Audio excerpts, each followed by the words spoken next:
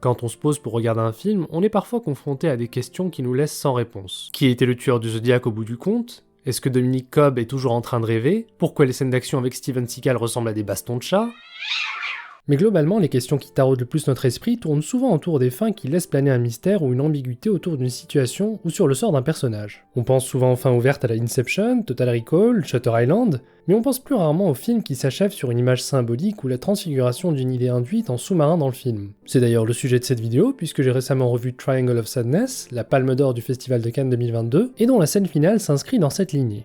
Pour celles et ceux qui ne l'auraient pas vu, je vous invite à arrêter cette vidéo, à aller voir le film pour pas vous faire spoiler, mais pour peu que vous ayez la flemme, voici un résumé accéléré du métrage. C'est parti. Donc Triangle of Sadness est une comédie noire satirique qui nous raconte l'histoire de Carl et Yaya, un couple de mannequins et influenceurs qui se fréquentent sans pour autant réellement s'aimer, mais qui restent ensemble pour faire gonfler leur nombre d'abonnés Instagram respectifs. Carl, dont l'insécurité est constamment accentuée par le fait de vivre dans l'ombre d'une partenaire ayant une plus grande notoriété, exprime occasionnellement sa frustration et colère sans pour autant avoir le cran de se séparer de sa conjointe. Alors que le couple bat de l'aile, Yaya est conviée à bord d'une croisière de luxe en qualité d'influenceuse et en profite pour se faire accompagner par Carl, histoire de joindre l'utile à l'agréable. À bord du yacht, le jeune couple fait la connaissance de gens fortunés comme des capitaines d'industrie, des rentiers, des héritiers et autres membres de la haute qui ont parfois bâti leur fortune sur des acquis douteux. Imbus de leur personne, les hôtes malmènent les membres de l'équipage en étant exécrables avec eux et en les utilisant pour exécuter leurs 4 volontés, comme par exemple exiger d'eux qu'ils interrompent leur travail pour aller se baigner quitte à perturber le fonctionnement normal du navire, ou lorsque Carl fait renvoyer un mécanicien simplement pour avoir osé échanger un simple regard avec Yaya. La vanité des passagers est à un point tel qu'ils insistent pour avoir un dîner fastueux alors qu'une violente tempête survient, ce qui a pour conséquence un mal de mer généralisé transformant les invités en lance à incendie humaine dans une séquence que je me permets de vous flouter ici au cas où vous seriez en train de regarder cette vidéo en mangeant. Comme un malheur n'arrive jamais seul, le bateau est soudainement assailli par des pirates au petit matin et une explosion durant l'assaut fait sombrer le navire. Quelques rescapés dont font partie Yaya et Carl arrivent à rejoindre une île voisine mais réalisent une fois arrivés sur place qu'ils sont coupés du reste du monde et qu'ils ne disposent pas d'énormément de vivres pour tenir sur la durée. C'est alors qu'Abigail, la femme de ménage du yacht, se démarque du reste du groupe en démontrant de véritables compétences pour la survie, comme pêcher, faire un feu de camp ou cuisiner ce qu'ils ont sous la main. Forte de cette position ô combien importante, Abigail s'autoproclame chef de groupe et en profite pour s'octroyer des avantages au passage, comme s'accaparer le canot de sauvetage du bateau qui permet de dormir au chaud, faire main basse sur les vivres dont dispose le groupe, et utiliser Carl comme amant pour satisfaire ses besoins primaires en échange de nourriture, aux grandes dames de Yaya, qui finit néanmoins par accepter cette situation par résignation. Le temps passe sur cette île oubliée du reste du monde, et au fil des semaines, tout le monde semble s'accommoder de cette nouvelle dynamique de pouvoir, Carl envisageant même de quitter Yaya pour de bon pour se mettre avec Abigail. Pour mieux faire passer la pilule à Yaya,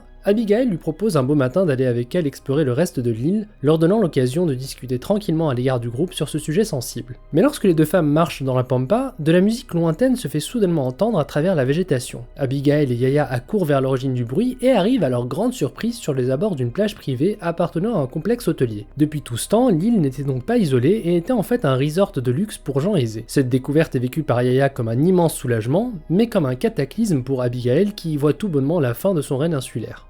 Pendant que Yaya s'assoit en face de la mer pour reprendre ses esprits, Abigail se rapproche silencieusement derrière elle, munie d'une grosse pierre dans le but de la faire taire afin de ne pas alerter les autres sur leurs trouvailles. Alors qu'elle est sur le point de tuer Yaya, cette dernière, ignorant ce qui se passe derrière elle, demande calmement à Abigail si elle serait intéressée par l'idée de devenir son assistante une fois revenue à la civilisation. Tandis qu'Abigail suspend son geste et hésite quant au fait de tuer Yaya ou de l'épargner, une coupe nous montre Carl en détresse courant frénétiquement à travers la jungle en se blessant au passage tout en hurlant des injures à plein poumon et c'est sur cette image que se termine le film.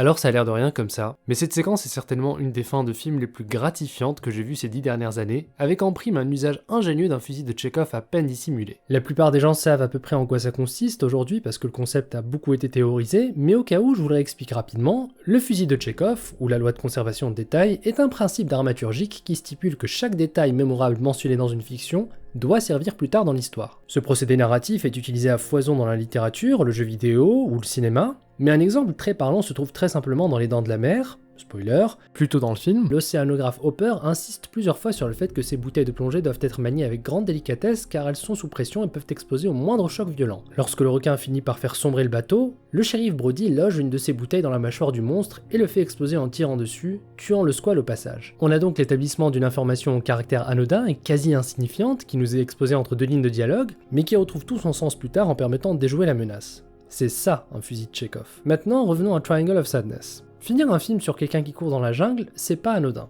D'aucuns répondront que si Carl semble si paniqué, c'est parce qu'il a pressenti le sort qu'attendait Yaya et qu'il court pour la sauver de son funeste destin, mais quand la question a été directement posée au réalisateur, ce dernier n'a ni confirmé ni infirmé cette interprétation. Donc là en l'état, on a juste un homme qui court à travers la forêt sans raison clairement définie. La question est donc, pourquoi cet homme court-il? Vous voyez quand je vous disais que le film mettait en avant un fusil de Chekhov? C'est un peu subtil pour le coup, mais je vais essayer de vous le montrer. Normalement vous le voyez là. Non, toujours pas? Mais si, là, regardez, je recadre un peu. Là, voilà. Il est là votre fusil de Chekhov. Sauf que cette fois, ça ne vous saute pas aux yeux parce qu'il ne s'agit pas d'un objet spécifique ou d'une ligne de dialogue qui revient plus tard dans l'histoire, mais de l'amertume refoulée de Carl, clairement affichée sur son visage à quasi chaque plan du film. Cette frustration permanente est le fil rouge du personnage durant tout le récit, et ce jusqu'à la fin où elle finit par imploser dans sa course effrénée à travers les bois. Alors, en quoi est-ce que le voir frustré en permanence est un fusil de Chekhov? Eh bien, dans un film qui repose sur une inversion des rapports de force, tous les rôles sont rebattus. Enfin, tous, sauf celui de Carl, qui reste le perdant peu importe le versant social dans lequel il se trouve. Du côté des nantis, il n'est qu'un parvenu qui n'arrivera jamais à leur niveau et qui vit au crochet de ceux qui veulent bien l'entretenir, et sous le règne d'Abigail, il n'hésite pas à vendre son corps pour bénéficier d'avantages et encore une fois, vivre au crochet de ceux qui veulent bien l'entretenir. Le modus operandi demeure identique, et dans les deux situations, les choses ne vont jamais dans son sens, puisqu'il est au mieux un simple faire-valoir, et au pire, le gigolo de service. Belle gueule interchangeable, dans un océan de mannequins aux caractéristiques similaires, Carl est dans un statu quo permanent qui le frustre à tous les niveaux. Talentueux mais pas assez pour se démarquer de ses pairs, il tente désespérément d'avoir une place au soleil, même si ça implique de rester avec une femme qu'il semble clairement mépriser et qui lui renvoie ses échecs à la figure. Le summum de ça, c'est au début du film, quand il assiste à un défilé de mode dont Yaya est l'une des stars phares et qu'on lui demande de céder sa place à des invités plus prestigieux. Regardez le pauvre bougre, il n'a sa place ni au sens propre ni au sens figuré. Du coup, il finit par assister au show depuis un coin reculé, en étant une énième figure anonyme dans la foule, et c'est d'ailleurs un peu une allégorie de sa carrière, puisque le monde impitoyable qu'il côtoie et dont il aspire à faire partie ne semble pas réellement vouloir de lui. Donc quand vient cette scène de course endiablée dans les bois, on peut la voir comme l'illustration visuelle de la fuite en avant des impasses de son existence, comme le mannequinat, Yaya, Abigail et la société en général, quitte à endommager son apparence physique qui a pourtant été son capital clé tout au long de sa vie. C'est pour ça que cette fin, et surtout cette interprétation, est intéressante dans ce qu'elle raconte, puisqu'elle indique que même sous le pire des conditionnements, l'individu peut toujours s'affranchir de sa situation et se libérer des contraintes qui l'avilissent. Et ça fait du bien d'avoir ça en scène finale, parce que sérieusement, Carl fait peine à voir, il n'y a pas un moment sur les 2h20 du film où cet homme n'est pas misérable, surtout en présence de Yaya où sa masculinité vole en éclats. D'ailleurs, il prend pas mal sur lui, mais la plupart du temps, la vérité, c'est que ça doit être ça dans sa tête. Dans Triangle of Sadness, les personnages ne sont pas enfermés dans des stéréotypes et finissent par explorer des aspects insoupçonnés de leur personnalité, qu'ils le veuillent ou non. Troquant l'obéissance à la tyrannie, la luxure à la servitude, ou le déterminisme social à la liberté individuelle. Et en ce sens, le film se distingue des histoires lambda mettant en avant des rapports de domination entre classes sociales, créant des oppositions entre les prolétaires vertueux et exploités à la Cosette ou Oliver Twist, et les riches super arrogants, pompeux et unidimensionnels, en somme de vrais cons, le tout dans une représentation qui frise parfois la caricature. C'est pour ça que j'ai par exemple beaucoup de mal avec le Joker de Todd Phillips. Pour toutes les qualités que je lui trouve, le film n'est pas subtil pour un sou, surtout dans cette scène où les nantis de Gotham, complètement hors sol et déconnectés de la réalité, assistent à une projection des temps modernes de Chaplin, tout en ignorant le contexte de tension sociale qui a lieu à l'extérieur du théâtre, et qu'ils rigolent de bon cœur devant un film qui les critique directement eux, et le capitalisme décomplexé qui laisse sur le bord de la route beaucoup de monde. Alors attention, je n'ai aucun doute sur le fait que les gens privilégiés soient en déphasage complet avec les considérations du monde réel. Ça a d'ailleurs toujours été un peu le cœur du problème. Combien coûte un pain au chocolat? Autour de 10 ou 15 centimes d'euros peut-être. Oh là, non, c'est plus que ça. Mais si le réalisateur s'obstine à me hurler le message qu'il veut me faire passer en permanence à renfort de gros titres et de longs monologues, c'est que le film ne fait pas son travail. Au mieux, tu penses bien faire en disant que après tous ces éléments ne sont pas si envahissants que ça et accompagnent l'œuvre, mais j'y crois moyen, et au pire, tu considères ton audience juste trop bête pour tirer les conclusions qui s'imposent en lui injectant de l'exposition en intraveineuse. Et puis si tu as vu ou lu un Batman dans ta vie, je pense que ça coule de source. Quand tu vois une ville miteuse rongée jusqu'à l'os par la corruption, le crime, la drogue et le désespoir à un point tel que ses habitants et forces de police se réjouissent limite d'avoir un type déguisé en chauve-souris qui sillonne les allées la nuit pour tabasser du truand ou de l'aligné mental, tu te doutes bien que les riches payent pas l'URSSAF. On n'a pas forcément besoin d'une énième redite de l'homme qui rit, mais on peut au moins montrer cette dualité riche-pauvre de manière moins manichéenne, comme dans Triangle of Sadness ou comme dans Parasite, autre film récompensé par la Palme d'Or de Cannes en 2019 et qui illustrait déjà ça très bien. Oui, la famille de privilégiés fait souvent preuve de snobisme, de bêtise et d'élitisme, mais témoigne par moments d'actes de bonté et de gentillesse. Et oui, la famille défavorisée travailleuse a un quotidien difficile dont les membres sont traités comme des cancrelats par la société, à un niveau où même les toilettes de leur bouche sont positionnées au-dessus d'eux,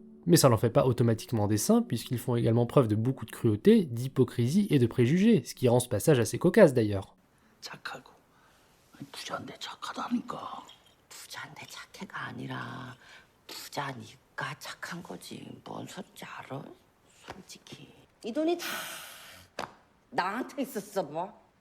나는 Vous savez, c'est le fameux coup de « Ah, mais si j'avais ça, ou si j'étais dans cette situation, je serais heureux ». Alors que la vérité, c'est qu'on est qui on est, puisque la noblesse d'âme ou la duplicité ne sont pas nécessairement conditionnés par l'environnement. On peut être un fortuné bienveillant ou un indigent mesquin et vice-versa. Bruce Wayne aurait pu vivre dans l'indolence en antagonisant Gotham à raison, mais a choisi de faire ce qui était juste pour positivement contribuer dans la société.